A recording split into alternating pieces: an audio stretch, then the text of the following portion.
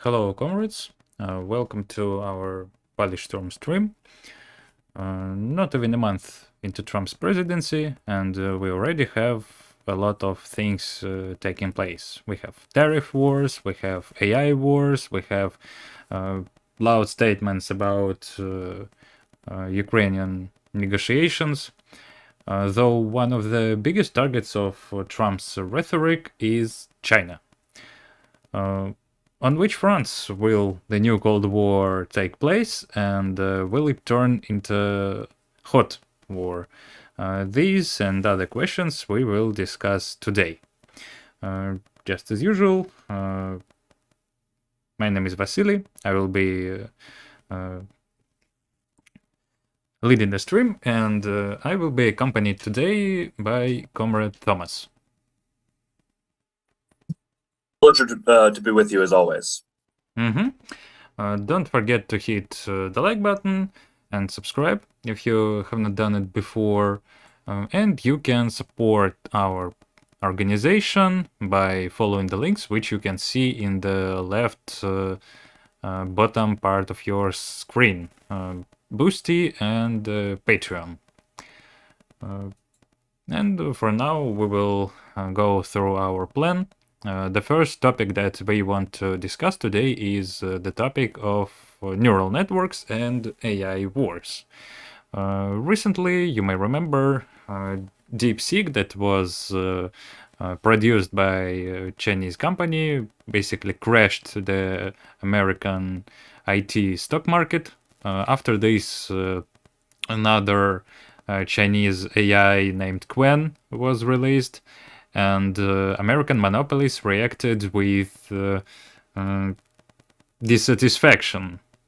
Prices started dropping. A lot of investors started questioning if it's worth it investing a lot of money into AI, because turned out that Chinese advanced AI models, which are DeepSeek and Quen as examples, are now on par or even surpassing many leading American companies in some metrics.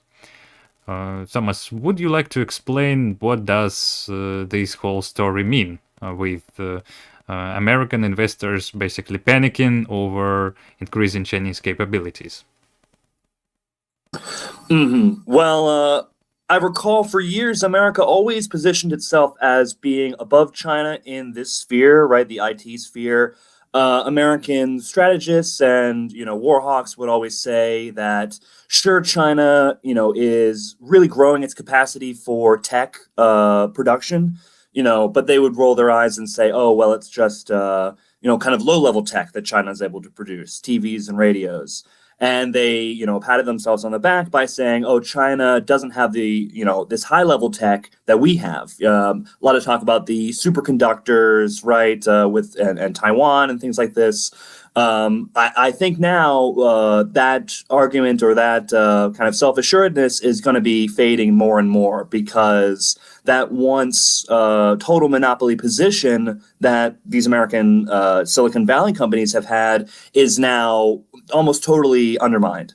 The U.S. doesn't hold this monopoly on one of the most important technologies of our time, this AI stuff and what computer, what you refer to as neural networking, this advanced computation that's able to be done. I mean, this has huge effects on every aspect of society, right? We see it in the economy, but also in the military. In the American military, they're really leaning towards kind of an AI Air Force program with AI assistance for kind of flying drones with stealth planes.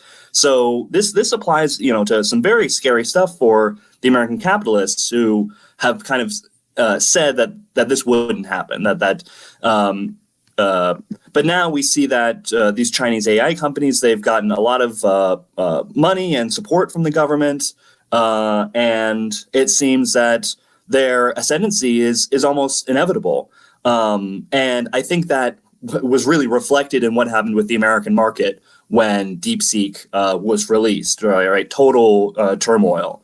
You had, NVIDIA, OpenAI, Google, these companies faced a panic because, like we said before, their monopoly position, their space in the market that was once unchallenged is now there's alternatives. Buyers can go to these other options, and that's not to say that the Chinese alternative is just as good or better, but it doesn't need to be better exactly. It just needs to be a legitimate competitor and alternative to the American product.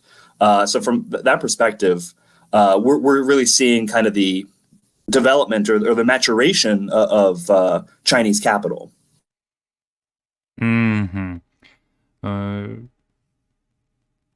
Interestingly, turned out that one of the reasons for investors' concerns was the fact that Chinese companies were able to perform all these things even with sanctions being already imposed by the previous administration. Turned out that they don't need up-to-date graphical cards, GPUs that are very expensive now to make these AI projects. And again, I think this is one of the reasons that caused so much panic, because turned out that these sanctions are barely working. Like they don't sell any latest models, they don't supply them, but Chinese showed that they can still do these things even without latest models.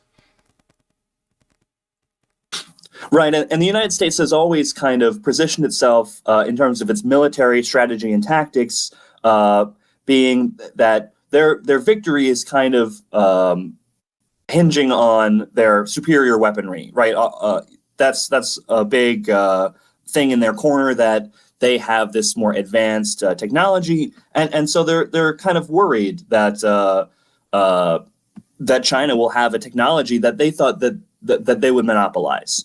But these, export bans on advanced semiconductors, investment blacklists, I think it's very similar to Trump in that sense, that we tried to implement this protectionist policy. So in that sense, Trump isn't totally out of nowhere, but he's taking a new stance and a new position. What do you think? Do you have any more thoughts, Vasily? Yes, one thing that I can add here is that Trump is well known for being straightforward. Just a month of his presidency, though, well, not even a month, because his inauguration was on January 21, and we have about 5 or 6 more days till he's complete 1 month. However, he already showed that one of the important things is rearmament of the US Army. And this is something where Pentagon is trying to do things as fast as possible. Even now, we see from different news that they try to integrate AI into defense systems. They're already developing different military strategies using AI. Just a month ago, there were materials that they created AI models of potential opposing forces HQs, and tried to model their potential reaction over different actions. Plus, if we speak about tactical advantages, they're already trying to implement combining AI with drones, with different autonomous combat technologies. You probably heard about robot dogs being in development for more than 10 years. And I think different things that we saw only in sci-fi movies, like tactical robots, autonomous aiming turrets, all these things will soon become real. And with this thing in mind, the essence of the American response towards Chinese AI development is quite clear. They want to secure these advantages for themselves and block China's AI development through different sanctions.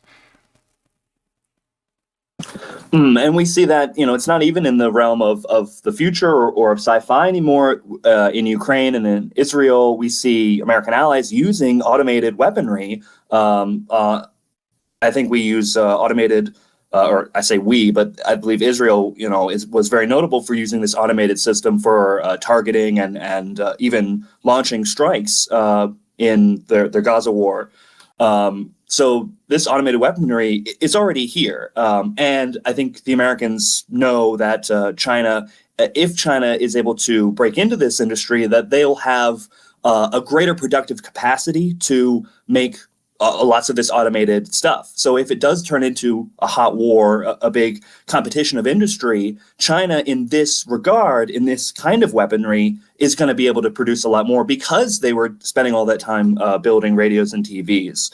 But I think the other major aspect of this new kind of warfare and this new kind of capitalist competition is in the cyber conflict and AI-enabled espionage. That's something that 10, 15 years ago, America and Israel and American partners, they really dominated cyber warfare, so-called hacking. But now it seems China is more the notable one, or at least American sources are always talking about Chinese hacking attacks, Chinese cyber warfare, the Sea Army that's online.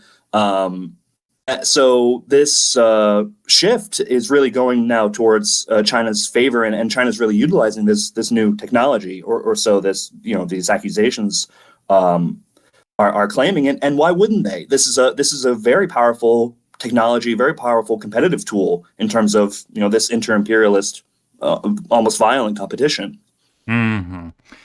I can also add that we see significant AI development in just a year or two, starting from very raw, very primitive models, which generated text that could be easily recognized as artificial, generating artificial art. And now we're going further. Now they generate very good images. They can create entire videos out of text prompt. They can write texts that are barely different from human written. And we see that this development, just like everything under capitalism, is used not for prosperity of all the humanity, of the working people, first of all, but in order to gain profits, in order to create new ways of competing with each other on global markets. And I think here we only see just the beginning of this AI war. I can say that if World War II was called the War of Engines, it probably means that the wars of future will be the wars of GPUs. Because especially if we speak about cyber conflicts, about a decade or two, all these things were done by normal people, by hackers who sat at the computers and did all these things. But it seems that as AI seems to be capable of these things as well, the whole task would be reduced to having as much power as possible, as much GPUs as possible, in order to have more AI, which could obviously, the more AI you have, the better things you can do. You can outnumber your enemy. Absolutely, and to continue the World War II comparison, it'd be like going into World War II or going into a modern war without radar in terms of cyber warfare. And if you don't have the proper tools to defend yourself, or at least be able to compete at an almost peer level with other people who are using cyber warfare, then just one misstep or one lack of this certain technology, right, being behind in this technology, can create huge disasters for because these digital systems run every aspect of military and economic life. Just computers and passwords and all these things that can be bypassed and hacked with cyber warfare and with AI. Then if you're not able to compete and resist that, then the enemy, whether it's the US or China attacking the other, is going to be able to do enormous feats, with huge military implications. Mm-hmm. Well, and in essence, we can only conclude this topic with the fact that both sides will be using AI to strengthen monopoly capital. As both sides represent imperialist blocs, they will endure to use it for economic subjugation and, of course, develop military capabilities.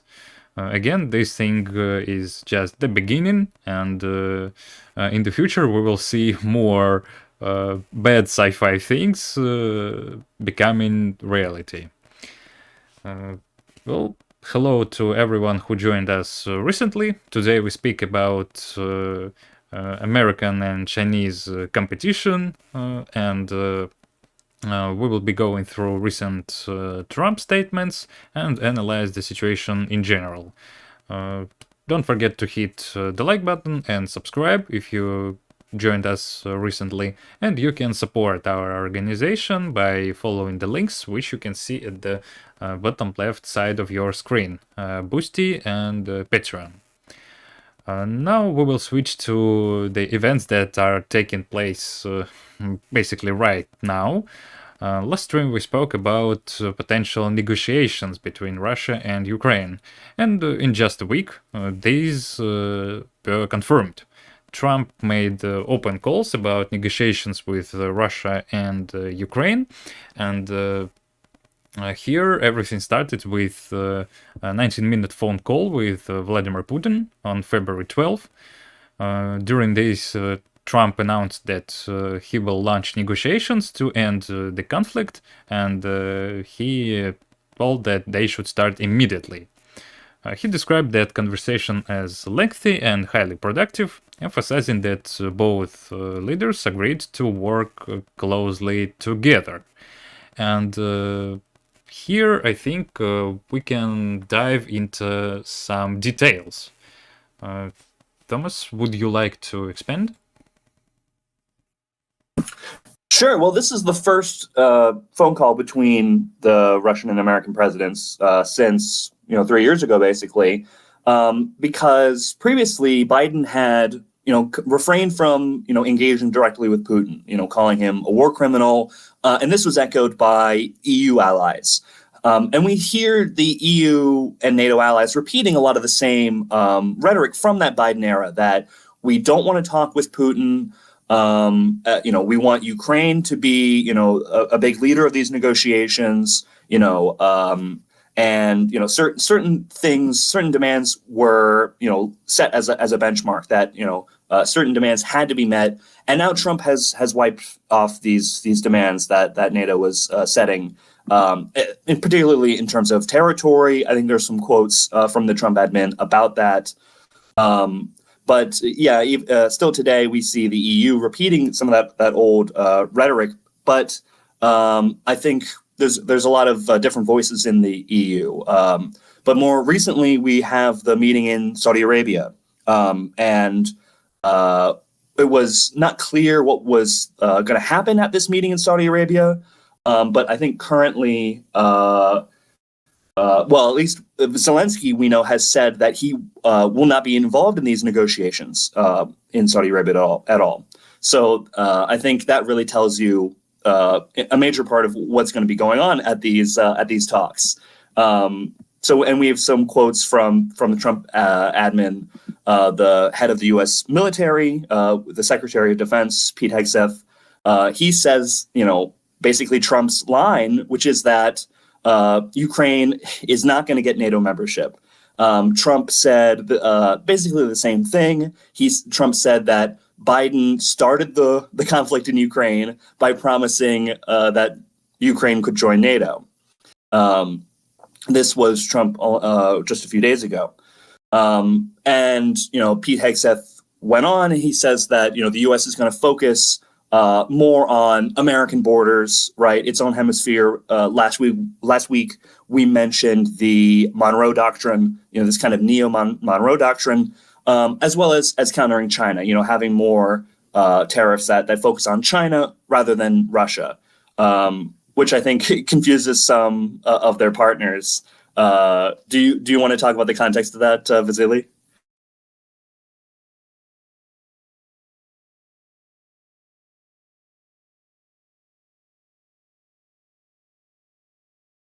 Well, I can continue that we see that a lot of this rhetoric is tied to an actual change in kind of economic and diplomatic policies.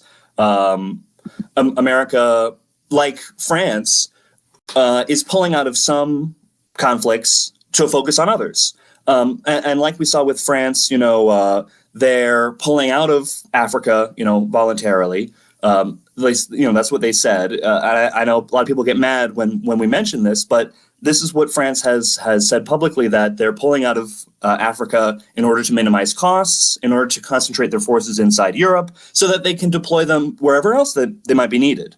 And this is a similar strategy that I think America is employing, that this conflict with Russia, Trump sees as unproductive. It's unprofitable, which is interesting given what we have been talking about in terms of this increase in the American economy of the role of fossil fuel extraction, right? Extractive industries like steel and oil and gas. America wants to increase its own production. Well, it seems interesting to me because Russia is a major competitor in the steel and gas and oil industry. So, Vasily, do you want to talk more about the role of China in this idea of cooperation and Russian capitalists?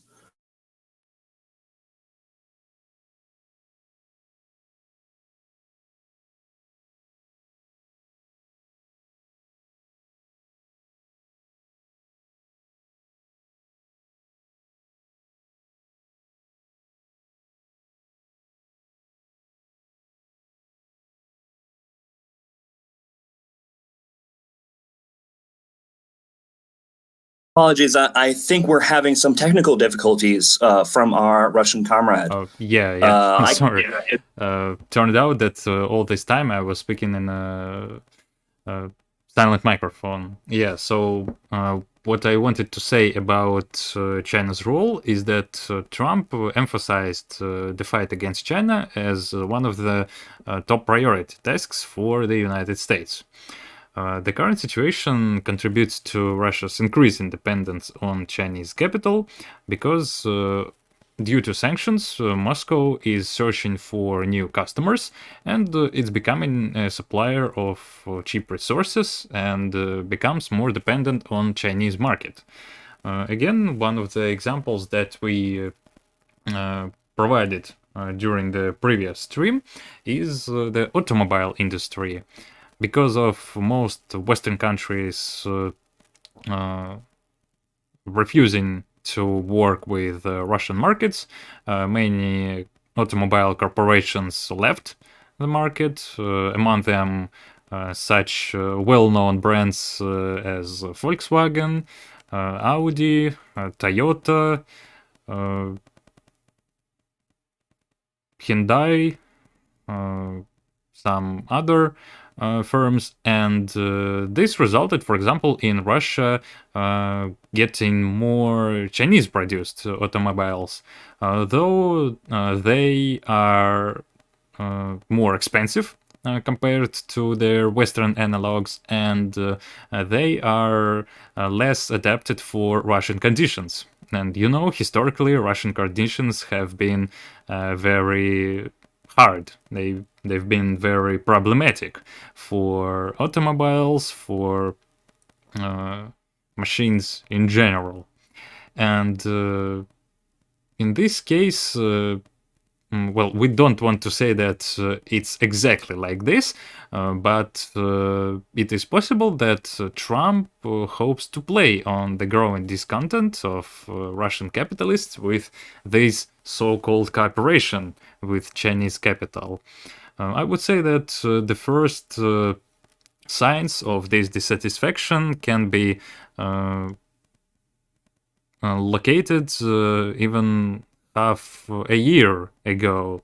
I saw different materials from Russian business journals that told that Russian business starts to show that it's not an equal prosperity, it's not a partnership, that Chinese capitalists act like any other capitalists. They also want to expand on different markets. They want to deal with competitors and push them out. And this applies to Russia as well. And even further, it turned out that Russian capitalists are glad to work with their Western partners more than with the Chinese. Turned out that Western capitalists were more adapted, more familiar with the market, and they didn't want to push Russian business out of their own home front. Well, Chinese have no problem with this. So this is why Trump could probably use this and try to freeze the conflict on terms even favorable for Russia, because it could potentially restore the ties of the Russian economy with the international market and thereby weaken Chinese position. Well, and at the same time, we see, like I mentioned before, while Trump has this new attitude towards Russia, partners in Europe, like Germany particularly, are continuing the anti-Russia rhetoric. And I think that indicates that despite, the kind of negative consequences that reintroducing Russian oil into the market is going to have, especially given how cheap, the Russian sourcing is compared to American sourcing, we're seeing that Germany, due to its political and diplomatic, hostilities with Russia, isn't going to immediately renew, the same level of oil and gas trade as we did before. There has been a lot of progress, so-called decoupling by Germany and other major powers in Europe from the Russian gas system. And there is going to be, once the conflict, is resumed, or is, the opposite of resumed, once the conflict is deflated over the next couple of years, there's going to be probably a resumption of oil and gas trade with Europe. But America isn't going to be totally kicked out of the European market. A lot of that decoupling isn't going to be immediately reversed. So it's not exactly as contrary as it might seem. And it's similar with Venezuela, which I know we won't get into much, but I think it's very similar to the Russia and China situation, where you have people like MAGA communists, so-called, people with the ACP or whatever, who are celebrating, Trump's the peacemaker, Trump, the world saver, uniting, the major powers in peace. They're celebrating this, but and they have reason to, but because at the same time, Trump was making all this anti-Venezuela rhetoric in the past.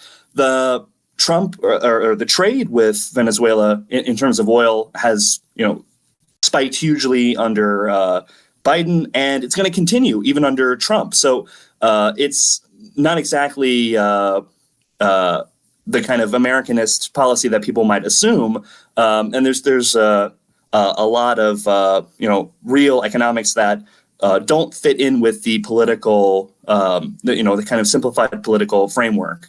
But basically, what we saw early on was that China responded to these tariffs from Trump with very quick tariffs of their own, right? Very, very quick response in terms of having a tariff response ready to send against America. And this shows that China expected this, right? This is almost a normal business relationship in which they're making deals and compromises, and China is offering its response. And they see, and I believe that China sees this as the beginning of a negotiation process where each side has to act tough at first, but in the end, there's going to be a satisfying, agreement, and there's going to be place in the world market for both Americans and Chinese. Mm-hmm. If we return to the topic of negotiations between Ukraine and Russia, we can say that the whole purpose is not peacemaking as a principle. What Trump requires is to get as much power, forces as possible for the main strategic goal of fighting China. And this is why he wants to make some tactical retreats from secondary areas. And in terms of Ukraine, again, the United States profited a lot from it. This thing was admitted even by Zelensky himself, who said that US gets billions of dollars from this. Plus that recent story with rare earth minerals, when US wanted Zelensky to sign agreement that would basically give all these Ukrainian minerals under American corporations' control, and at the very last moment Zelensky refused to do it because he said that there were no guarantees of security in that document. Though it seems it won't stop the whole process, because it was Zelensky himself who offered all these things. In his interview with Associated Press, if I remember correctly, he went straight forward. He opened the map and told them, look, we have billions of money there. So yeah, if we speak about who was fooling who there, then Zelensky was also a part of it. Another interesting thing is that Chinese reaction is quite small. Probably just like Europeans, they didn't expect this Trump move to happen so fast. From what I've seen, they only welcomed the negotiations, and that's it. This reaction cannot be called sufficient, because China has a lot of profits from that conflict. They're not only keeping Russia closer, not only profiting from their cheap resources, but they also use this conflict to tighten the space for European and American capitalists. They use Russia as a tool of pressure, like they're operating somewhere on the other part of the continent, yet Europe and the US are busy with this conflict, and this allows China to advance quite stable in other regions, particularly in the Southeastern Asia, which is essential region for both sides, for China, for the United States, for their allies there. Let's not forget that AUKUS alliance between America, United Kingdom, and Australia. Right, and we have to remember that.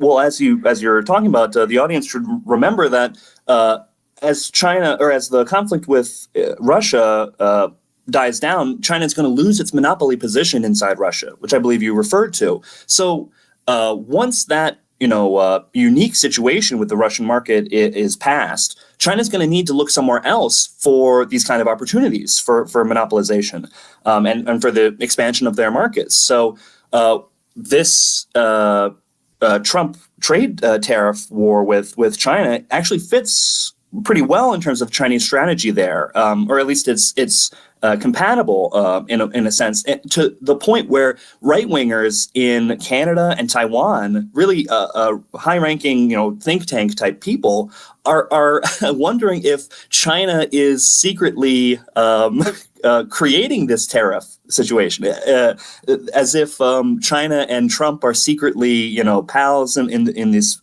smoky back room. That's how a lot of allies like Taiwan view these tariffs not as an anti-China measure, but in a certain sense, like you were talking about with Southeast Asia, that the tariffs on China is from the U.S. side is pushing China into other markets like South America, like Southeast Asia.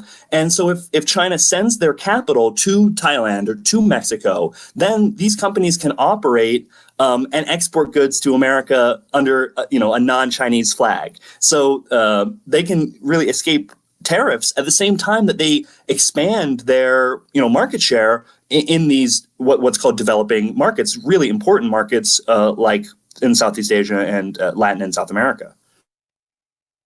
Mm-hmm. All right, so this is regarding the current negotiations process. You can see that while in the form it's only related to Europe, in reality it touches a wide range of topics. And again, all these things take place right here and right now. Just recently, it was announced that Ukraine won't be represented on the Saudi Arabia negotiations.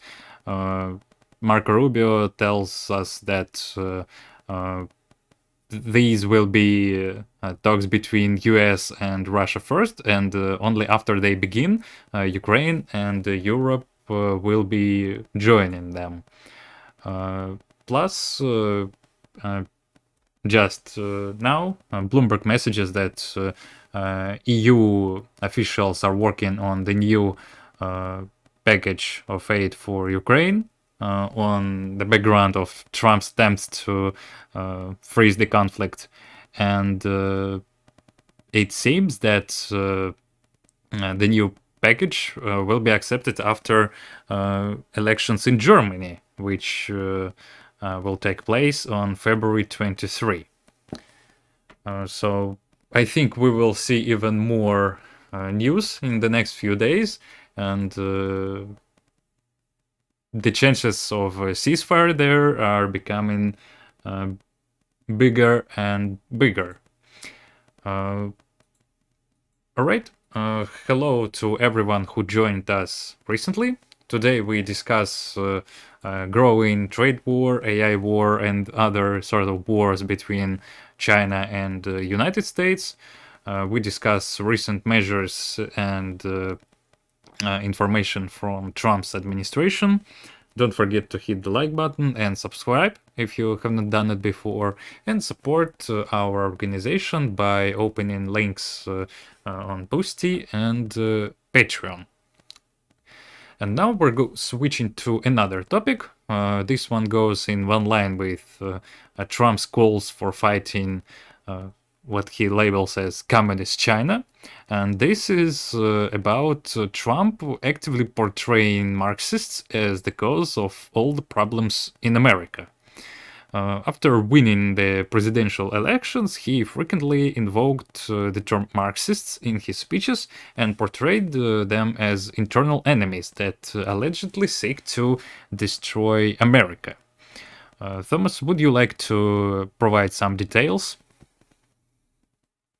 Sure. If we go back to his inaugural address of this year, he mentioned rooting out the communists, Marxists, fascists, this is a quote, and the radical left thugs that live like vermin within the confines of our country. So he's really using this very strong rhetoric and attaching it with Marxism. And this isn't just with Trump, who's really known for his kind of free use of speech. As you said, Vasily, he's an open book. This is also, in official materials from his administration. So we have the Office of Budget and Management stating that the use of federal resources to advance Marxist equity, transgenderism, and Green New Deal, etc., is a waste of taxpayer dollars. And this goes into the anti-diversity, equity, and inclusion stuff that they're always talking about with especially Elon Musk and his kind of austerity department that he's running. He says that as part of these austerity cuts to U.S. federal funding, he's talking about USAID, and he's calling it a snake pit of left-wing Marxists who hate America. So this is really a big part of their rhetorical strategy in terms of explaining to the American public why a lot of these policies are going forward. And I think there is a certain aspect that agree, or a certain faction of Americans who agree with that in terms of, maybe we shouldn't be spending money on USAID, et cetera, spending money on the National Endowment for Democracy. A lot of Americans don't necessarily care about that, but the use of the term Marxist, what Americans don't know what this term means. This term Marxist, it's completely empty of any actual political content for modern Americans, right? There's no Communist Party USA. Like, this isn't the 1920s and 30s. There isn't, a Soviet Union out there to act as kind of a grounding for this term. So Trump can take this term and use it, use Marxism and communism, right? You call a lot of people, a lot of Americans call Russia modern, and Putin communist. He's calling China Marxist. So this term can be used to mean whatever he wants it to mean. And a lot of Americans don't have any alternative definition for Marxism, so they have to kind of accept it. There's no one's really being a stickler for his use of Marxism and say, that's not the technically correct definition. Americans aren't really paying attention to that. And for a lot of Americans, leftist and Marxist, this just means something like Joe Biden or Hillary Clinton. These are as left-wing as many Americans conceive of them. So he can both invent a kind of definition for Marxism, but also attach it to specific, political opponents like China or like Hillary Clinton. And this goes back, of course, to these deeper roots, especially in the 1980s. But deep roots in America of anti-communism, Red Scare tactics, even fear that older people have of nuclear war. And so I think this is a rich vein that he's trying to mine, that I don't know if he can really make it fit. And we see some of this as well, where he's kind of hedging his bets, where he was talking about Kamala Harris during the campaign, the vice president who ran for president and lost recently, that he called her, and like we heard in the previous quote, he called her a Marxist, communist, fascist socialist, right? So this is the kind of rhetoric that presents Hitler as a socialist, which is very common on the right. So we're seeing that this rhetoric is really malleable. Do you want to talk about the socialist policies and why Trump is making it about Marxism? Sure.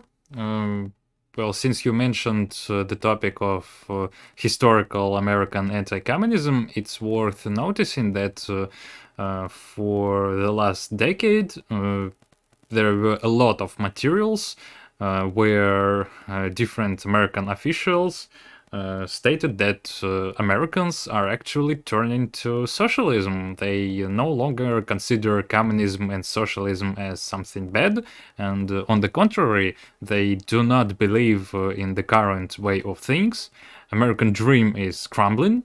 And for example, just recent polls say that only barely 20% of Americans are satisfied with the way things are going in their country, while 80% are dissatisfied. And of course, in this situation, when a lot of people, especially young people, who are looking for alternatives, Trump wants to label Marxists everyone he dislikes. He employs this term quite broadly and labels even his opponents from Democratic Party. Though, of course, for every conscious communist and sometimes for people outside of America, this looks quite funny. Like, he says that Dems are communists or Marxists, while they are basically the same capitalists, just from a different group. Here, it's worth mentioning that he is using Marxism as equivalent for communism, and this one, as we have already stated, has been America's mortal enemy for decades. However, it doesn't mean that communists are actually strong in the US. I would say quite on the contrary, they are extremely weak and they pose no any danger to the current government. They are infiltrated with opportunists, with revisionists, with various kinds of deviations, and this is why we can say that Trump uses Marxism as a kind of boogeyman to consolidate his conservative base, because you know how propaganda works, especially capitalist propaganda. They always need someone to hate, and here this average image with filled with labels, where Marxism is one of the biggest labels, it's required to appeal to the fears of current crisis, of any changes, and deflect attention from real problems. Of course, he is not interested in uncovering the problems of the American system, because all of them come from capitalism. And he wants to say that, look, everything is bad because of Marxists. Everything is bad because there are some evil communists who sit and plan to destroy America, who plan to destroy the nation, etc., etc. And as I said, this is admitted even by capitalists themselves. Recently, several American media outlets, such as Politico, made their reviews about this rhetoric, and even they accept that there are no any Marxists, etc. in the Democratic Party. Trump just needs someone to blame for all the problems. And here he is doing so because he wants to distract attention, he wants to divert attention, and this contributes to the working class being divided and distracted from their actual problems. And I wanted to touch on, despite how divorced this use of the term is from reality, I think we see that there is a real danger in terms of him using Marxism, especially in light of what you mentioned about how 80% of Americans feel that there is a problem in our society. Well, when Trump says that Joseph Biden or Hillary Clinton, that they're Marxists, right, that he can then paint the kind of traditional power structure, the traditional capitalist ruling class and political elite, he can portray them as being communist and Marxist. And so then when people are wondering, how do we fix these problems in America with healthcare and the abuse of workers? Well, they can go, well, at least I know Joe Biden isn't the answer. Hillary Clinton isn't the answer. And they're told again and again that these people are leftists.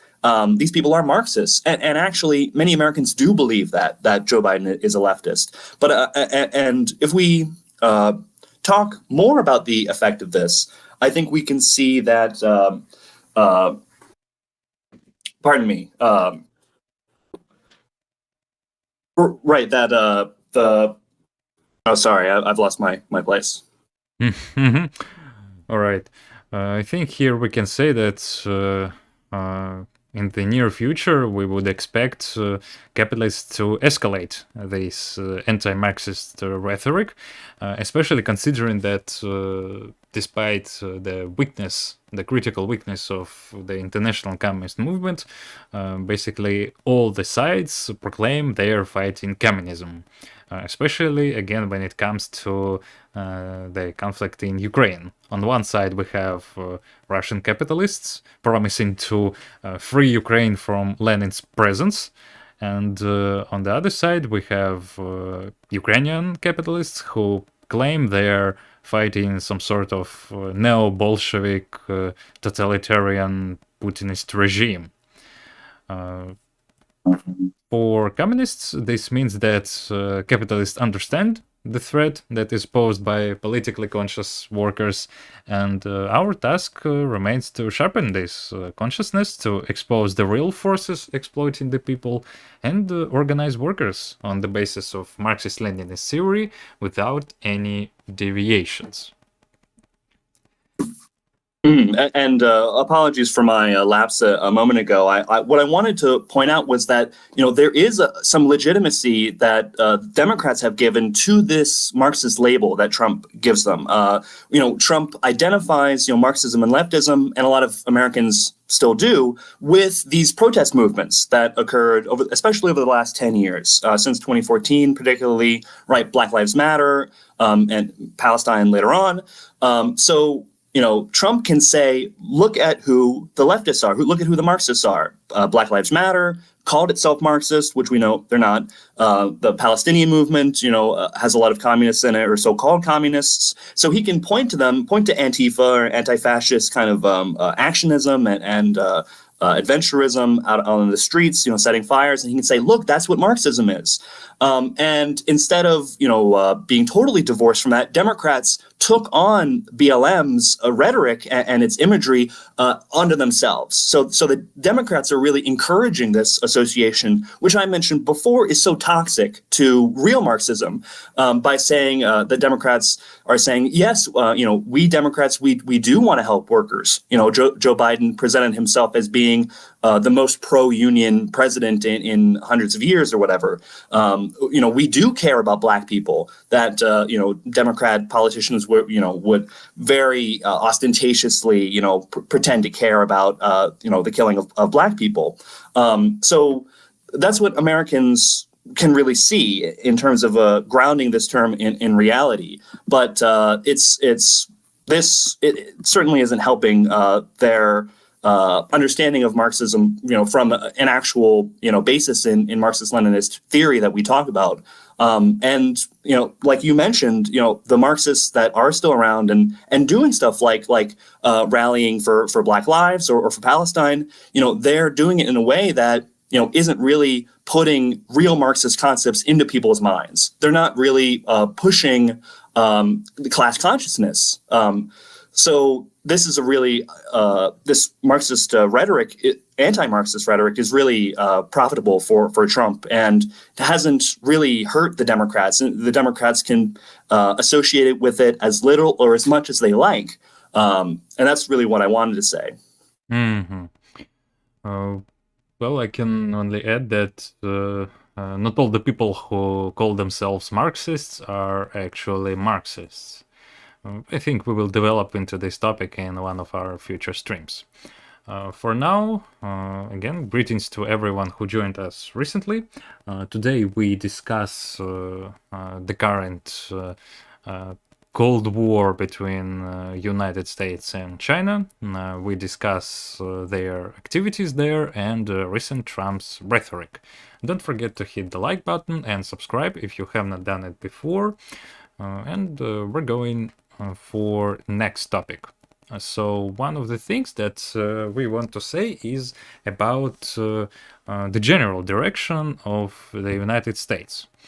Again, in one of our short videos about Trump and Greenland, we said that United States are moving from a passive hegemon to active policies. Here we received comments you say they were passive, but what about Iraq or Libya or Syria or Afghanistan? There the situation was a bit different. In these spheres, United States acted as what they label themselves as the only superpower. They brought in troops and simply put the international community before the fact, performing exemplary flogging. And there was no threat to their position. Everything was done selectively. They mainly controlled large markets. Capitalism was stable once again, and everything seemed to be quite fine. However, the situation changed. New large imperialist is squeezing them out of their markets, is expanding in the world in general, and this is why we see such a sharp switch from policies, which surprises even American allies like Canada and Mexico. They could say, look, we're already in your free trade agreement. Why do you impose tariffs on us? Didn't you push all this free market and globalization agenda for decades? And even open hints about taking away some territory from Denmark, which is actually United States partner in their own NATO alliance, says quite a lot. And I think the examples of Afghanistan and Syria as active policy. I think we see the exact opposite right now, at least under Trump. That even 5 years ago, 6 years ago now, I think under Trump, the withdrawal from Afghanistan. I mean, this is a retreat. This is a embracing of passivity in terms of letting the more active powers in the area, Russia, India, China, let them develop Afghanistan, quote unquote develop, let them exploit Afghanistan. And now we see it again in Syria, this passivity, this retreat. American troops are abandoning their long-term allies in the Kurdish region of Syria. And that's there's a lot of money to be made there. So why would they give that up? They could fight for it. If they wanted to be more active, they could fight and stay in Syria. But clearly we're seeing that it's more sensible, more profitable to withdraw, and that we get, like we talked about, presents new opportunities elsewhere. And if I can speak on U.S. strategy, they have prefaced their strategy for the past decades on their great victory of the 80s and 90s, right, with the fall of the socialist bloc. And from that, they've maintained, this total, global military presence. They've had their hand in every conflict, right? Even if they're not directly tied to it, they've controlled their loyal forces as proxies. And this approach has worked for decades and has been profitable for decades in terms of a very active policy. But capitalism is inherently dynamic. And, like Marx talked about, it has internal processes that bring about inevitable crisis. And not only that, but we see that, inter-imperialist conflict is still continuing and developing. And so from that, from this unequal development across the world, from this dynamic essence of capitalism, we see that a new competitor has emerged on the world stage that's able to completely challenge that traditional American position.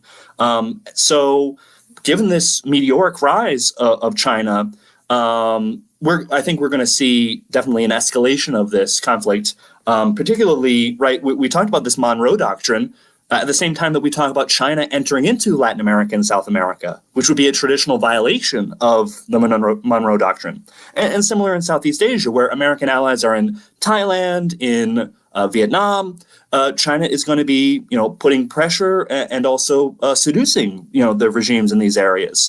And before long, the Chinese military, which is really robust and really capable, that's going to come into play. And we're already seeing Chinese military capital at imperialist projects around the world. But I think we're going to see more activity, more of an active policy by China in terms of the use of its military power, especially 10 years from now and onward. Mhm. Well, and here I can add that in the next few years we will probably see further escalation of the current USA-China rivalry in multiple spheres, up to probably applying Chinese military, from which they refrained for a long period of time. And this is where I think it's worth covering some opinions regarding the development of this rivalry. These are common things that claim that China is better. Like, why are you so upset about this? We all need to support China because they are obviously progressive. So here, the first thing we can speak about is the statement that maybe China is capitalist, but it's still not imperialist. This is one of the first things that comes in mind when people start to explain why China is better than the US.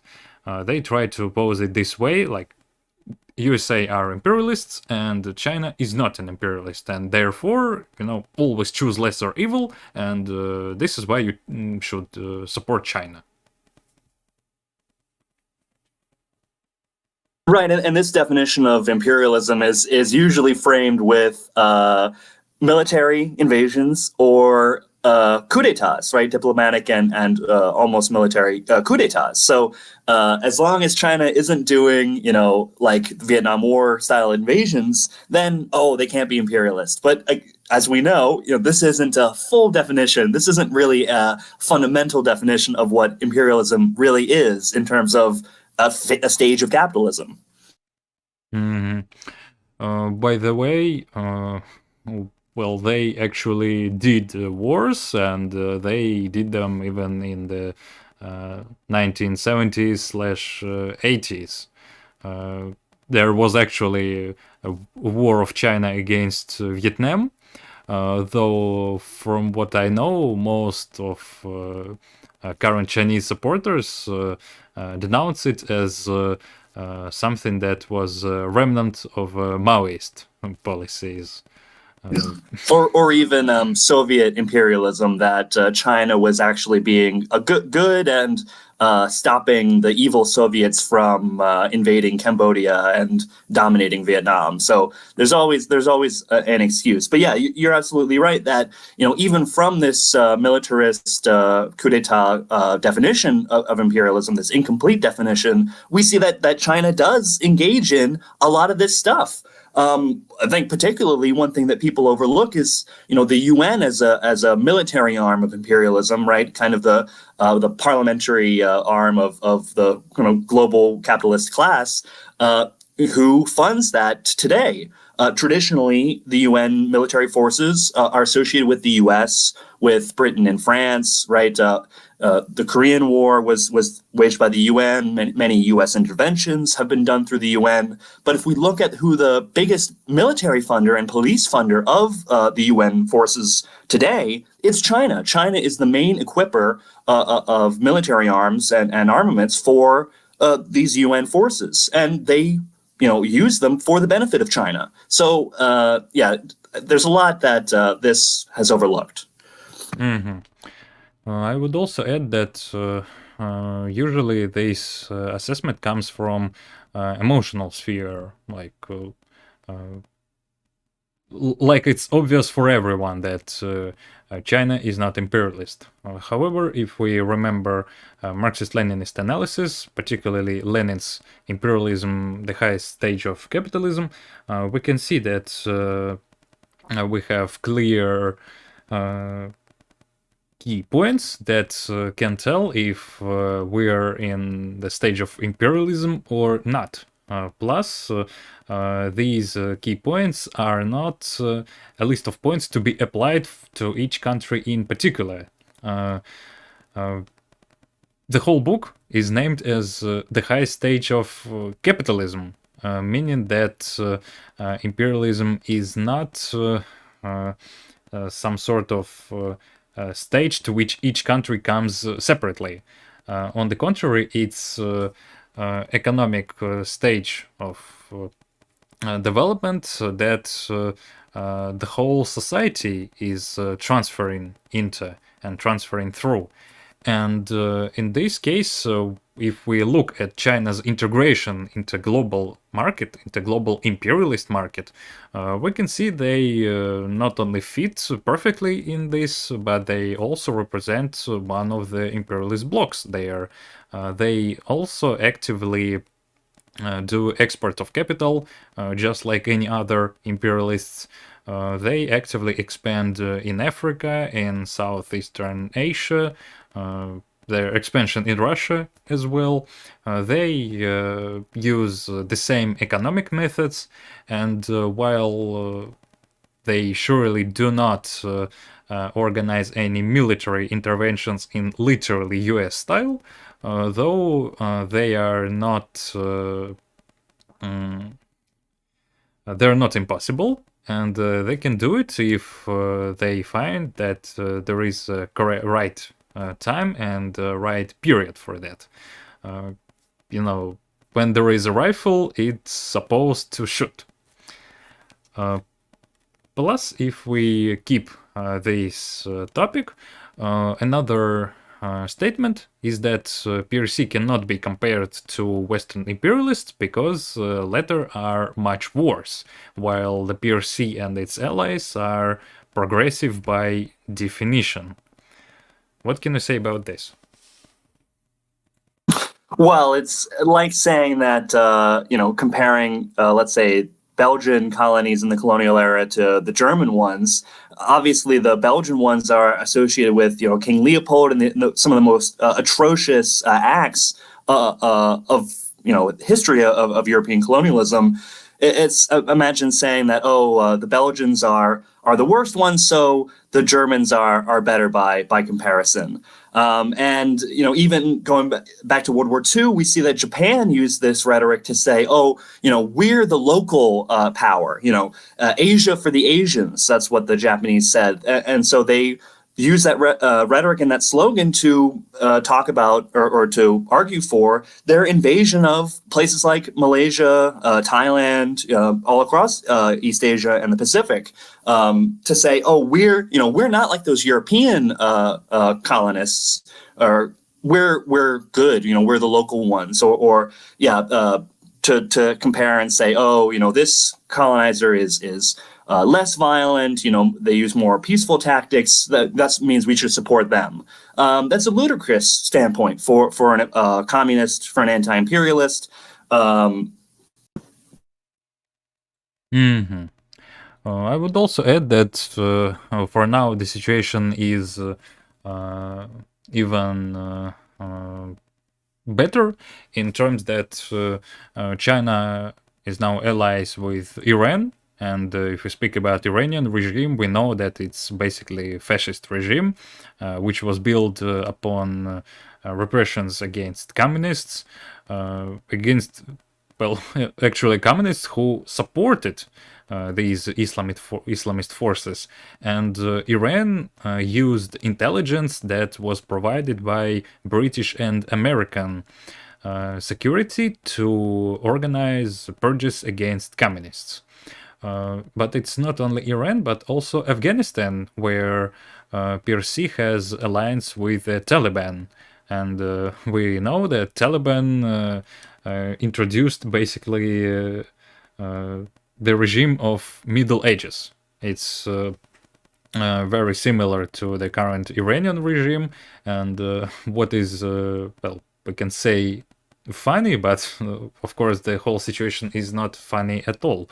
Recently there were news that Taliban wants to ban young Afghanis from traveling to Russia because they say that they go to Russia and they return as communists. Obviously, I cannot say that Russia is a communist. On the contrary, current Russian government are the same people who destroyed the USSR. However, well, I think when people compare the conditions in Russia with a literally medieval regime that they have in Afghanistan now, and which is governed by Taliban, they obviously find find the solution in becoming communists, whatever this means. PRC is expanding its economic interests, and here they are ready to work with any regime that ensures their interests prevail. And this false definition of imperialism that we mentioned earlier, I mean, this is a real anti-communist one because it implies or it privileges one kind of violence over another. It says that this kind of violence, this very intense American violence is the bad one, while the death of thousands of workers or the immiseration and the destruction of their livelihoods just from the normal capitalist operations inside China, and in Chinese dependencies and semi-dependencies in other countries, we see really horrible and deadly conditions in places like the Congo and in other countries where these corporate relations have been set up. That this is not an admirable position to say, oh, only these military operations are really worth talking about, when we're talking about basically the enslavement of thousands, tens of thousands of people in gold mining, right, cobalt mining, all these industries. And not even just in Africa, but in countries all over the world, and like I said, inside China, that people are being destroyed. Their lives are being destroyed by just the normal capitalist economy that we communists are obligated to fight against. And it's as if suddenly, because it's a foreign nation, they don't care about the rights of the workers. They don't care about the deaths of all these victims of imperialism, just from taking on a certain standpoint. It's really shameful. Mm-hmm. And the last point that we can discuss there is that sometimes people target the so-called destruction of the global order.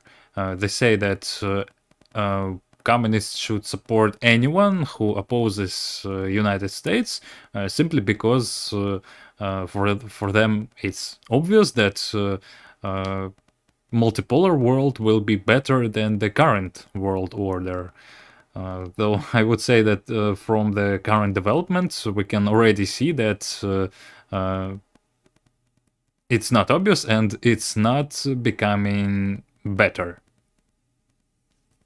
Right, absolutely. That history will show absolutely whether or not China is this good overlord to have. I think we're going to be able to very simply, even today, we don't even have to wait till the future, but it's going to be a very simple question to ask people who are living in countries influenced or dominated by Chinese capital, to say, hey, is China a really good overlord? Is China a really good benefactor? And they're going to give us an honest answer, and we can find the truth by looking at the economic situations in these countries dominated by Chinese capital, and we can say, well, is this really better than domination by the EU and the US? Just because maybe the ruling class of Gabon or Congo gets a little extra money from these Chinese deals, I think the workers and the people of those countries and the economic situation are going to be able to report very honestly about how this Chinese domination is better or worse than the other kind. And I think it's not going to be.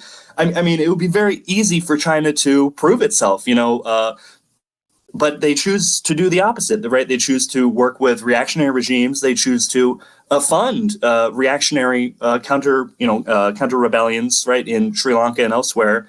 So I don't think we have to wait long to find out. But really, I think history and reality are going to set the standard.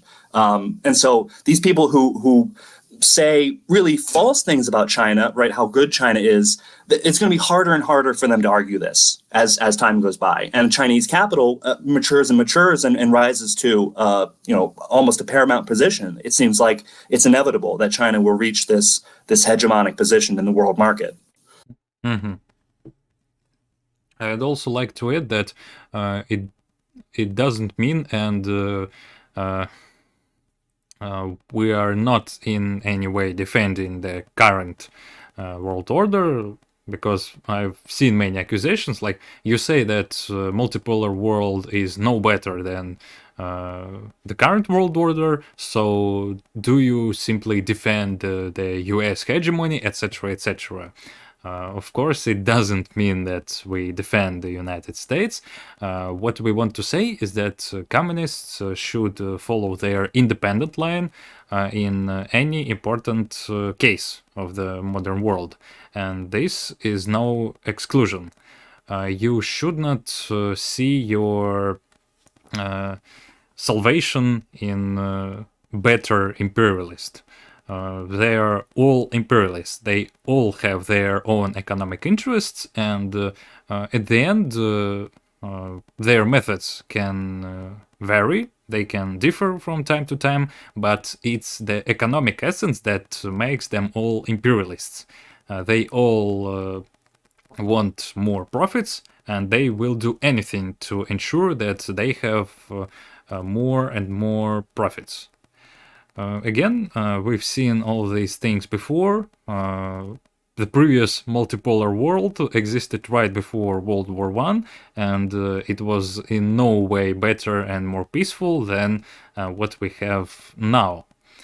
Plus, we had similar propaganda back then. We had different social chauvinists from the Entente countries claiming that they fight German barbarism, that they fight the hegemony of German militarism, and the same propaganda from German social democrats who said that they are fighting for independence, that they fight against Western hegemony. The example of Japan could be applied as well. Japan also tried to wage this anti-imperialist rhetoric, and even the regime in Germany employed this rhetoric. The Ministry of Propaganda always broadcasted things about German people opposing Anglo-American imperialism and so on. So again, it's not something new.